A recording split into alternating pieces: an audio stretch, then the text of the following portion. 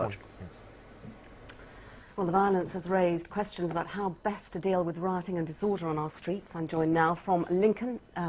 No, we've just spoken to Patrick Mercer. I'm now joined by Darcus Howe, who is a writer and broadcaster, and we can speak to him now. And Marcus Dow is in Croydon. Marcus Dow, are you shocked by what you've seen there last night?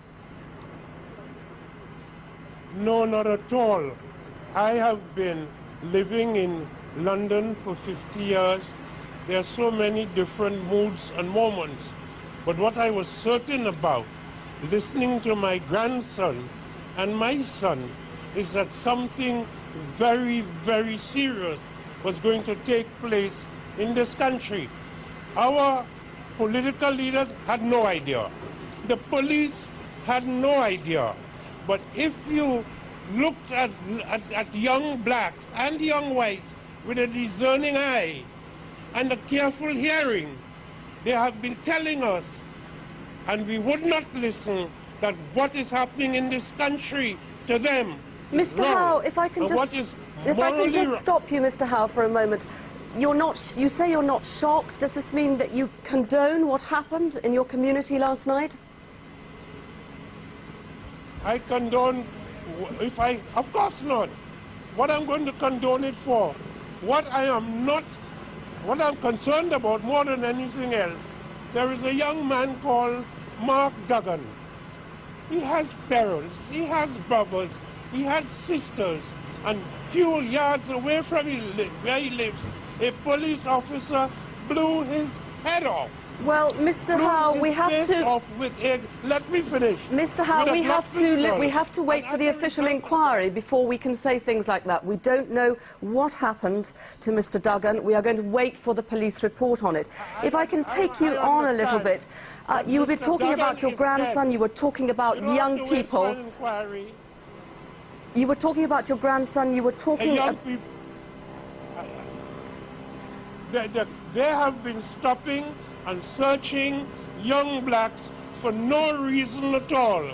I have a grandson, he's an angel, and he began to think he was coming of age when the police slapped him up against the wall and searched him, and he thought he had now had a gold star. I asked him the other day, apropos of a sense that something was going seriously wrong in this country. I said, how many times have the police searched you? He said, Papa, I can't count. There's so many times. Mr. Howe, that may well have happened, and if you say it did, I am not to gainsay you, but that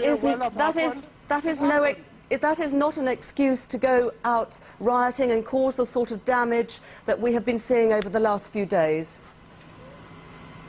Where were you in 1981 in Brixton? Mr. They had I don't call it rioting, I call it an insurrection of the masses of the people.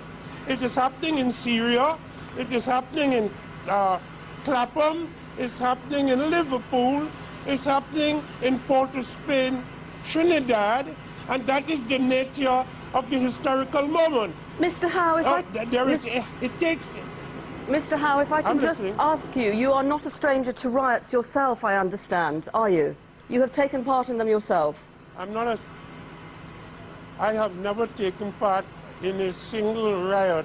I've been on demonstrations that ended up in a conflict, and have some respect for an old West Indian Negro and stop accusing me of being a rioter.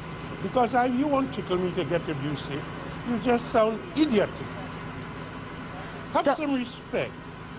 Darcus Howe. Grandchildren. Thank you very much for joining us from Croydon. Darcus Howe, their writer and broadcaster.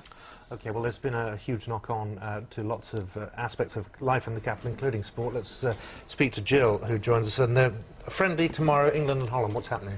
Well, that is the biggest knock-on effect because, of course, there was a huge question mark as to whether this game at Wembley could go ahead between England and the Netherlands. A meeting took place there this morning, and the Metropolitan Police very much involved, and the decision has been taken to call that match off.